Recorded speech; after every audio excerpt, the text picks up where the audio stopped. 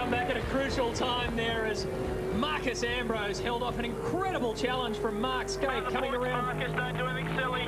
Turn 2. We've got to finish this one.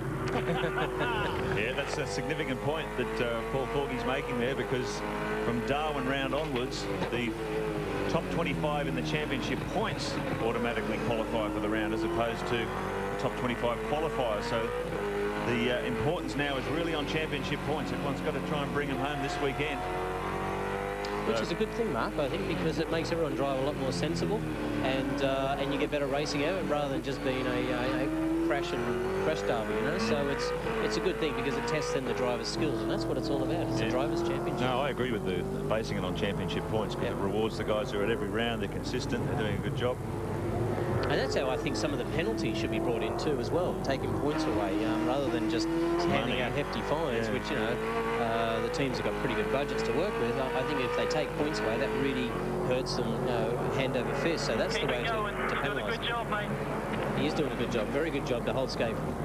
Paul Forgey, chief mechanic for Marcus Ambrose, and the man you hear on the Channel 10 telecast talking to his driver, but he's under intense pressure here. Mark Skate, since that stop, is really hand over fist caught Pertec 40. Has another run up the inside out of turn 2.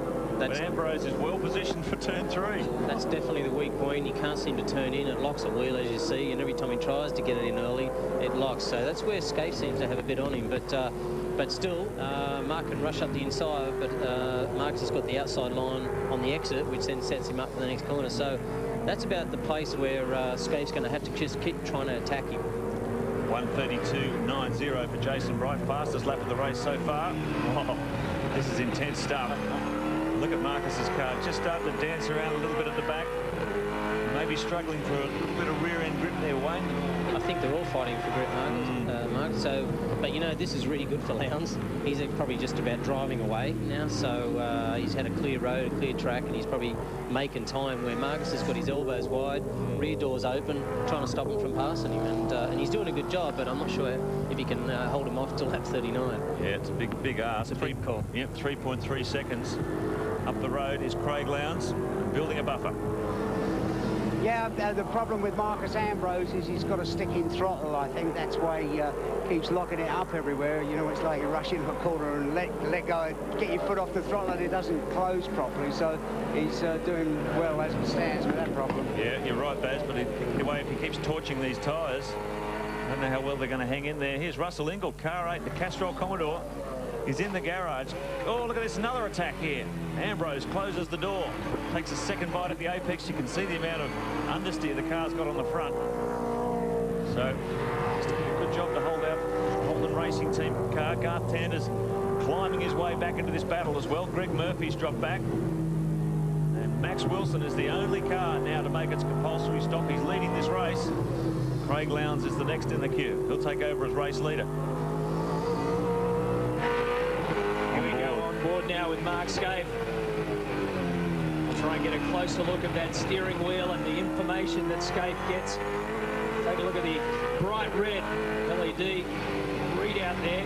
A really significant display on that, even though you can't see it from this angle, is corner exit speed. And that's something that he monitors through out of every corner of every lap, because that's the only way you can really tell how well his tyres are hanging in there, Wayne. His corner exit speed, as it starts to deteriorate, he knows his tyres are going.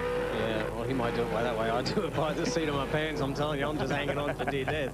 But that's a very good way of doing it, I guess. But it all still comes down to seat of the pants stuff, I believe. And I guess that's just a good way of backing up what you're thinking and what you're feeling. Let's go in a little bit closer here. You can see throttle position there on the left, road speed in the middle, brake balance on the right. And there's his lap time in the middle, isn't it? Lap time in the middle, and his corner exit speed is the bottom box. I think if he's so busy looking at Marcus Ambrose at the moment, he wouldn't be looking at that too much. Look at this, another go. This is it. Ambrose. Good end in tears, this one. He's hanging on by his fingernails on the outside of that turn. Has he got him? No, he's got him. Skate gets him. And the Holden fans go mad in the grandstands. They're watching on this on the big screen on the main straight. That was the obvious place to attack Ambrose. He was at his weakest there, wasn't he? Yeah, absolutely. And every time he tried to get the car in there, it'd lock the front. And, you know, if he did happen to keep locking it, it's going to flat spot it, and he'll have to come in for a tyre, and of course the race is over. So that was probably the wise thing to do, and it was quite smart of Marcus. Well, those figures show you there that there's plenty of speed behind these leading drivers. Jason Bright on lap 16 has the fastest time. Currently, Jason Bright in car number 2 is in position number 8. And you've got Garth Tander as well there. He's hanging onto the back of this pack while Scape and Ambrose have a fight. Tander ducks through the inside and gets Ambrose. Does he at turn 10? Yes, he does. Tander goes through as well. So Marcus Ambrose losing speed, losing position at the moment. Well, it's great to see Garth Tander back in a more competitive situation. That was a terrible shock last year after the brilliant season they had in 2000. They really lost their way last year, but they went away over the summer, completely pulled the cars apart. In consultation with Steve Kramer, their suspension man, went right through and reconfigured the whole, particularly the front end. It's made a big difference. Rodney Forbes gets it locked up at turn 1. And misses it completely out onto the grass.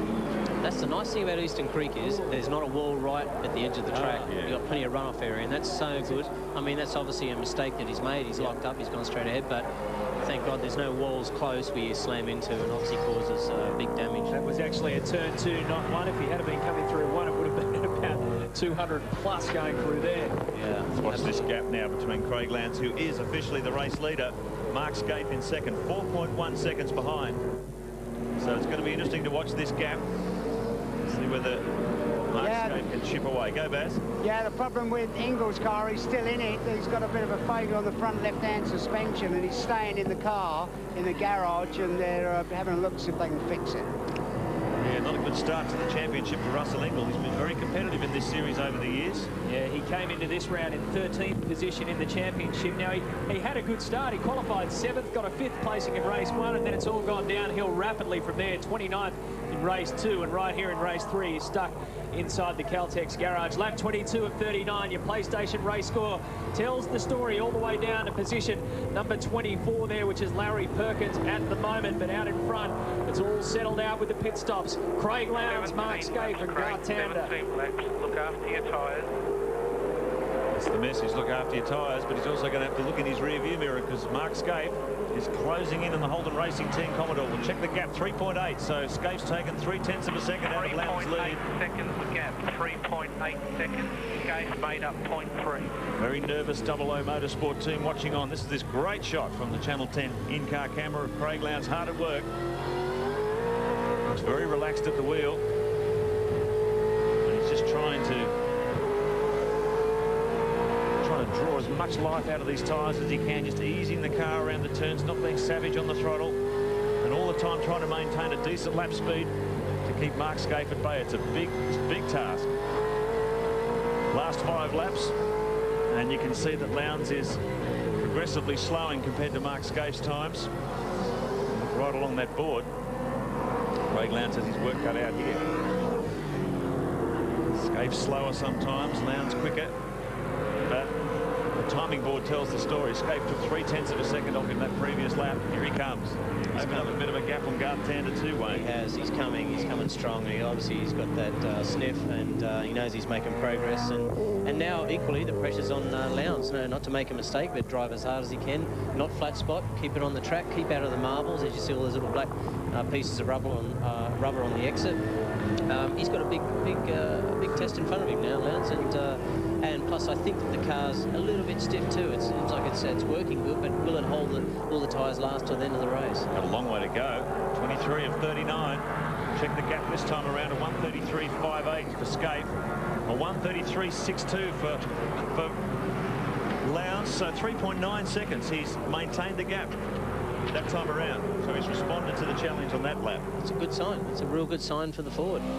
Russell Ingall rejoins the field. He's been in there for quite a few minutes now, all the way back to the very bottom of the table. Russell Ingall in car number 8 goes back as we see the rest of the field come down this main straight, up and over the hill and down to top gear, 6th gear, 270 k's an hour across that start-finish line. Hair-raising stuff as they take on the left-hand sweeper. Turn 1 at 203 kilometres an hour. Lowndes, Scape, Tander, Ambrose, Greg Murphy in 5th, Todd Kelly in 6th, Jason Bright in 7th, John Bowe in 8th, Radicic in 9th, Faulkner is in 10th spot, Cameron McConville, the Sydney sider, he's in 11th. Pressure here for Craig Lowndes. He's got a sniff of a chance of a win here. Can he hang on? 3.9 seconds up the road from Mark Skaife. Garth Tander behind them. Marcus Ambrose, Murphy, Kelly, Jason Bright and John Bowe in the top 8. The Shell Helix race score in the yellow boxes. You can see how they've been moving up, how they've been moving down. Lap 24 of 39 in race 3 at Eastern Creek in Sydney. Here we go, down to positions number 10, Paul Radisich and John Faulkner holding on to 10th position.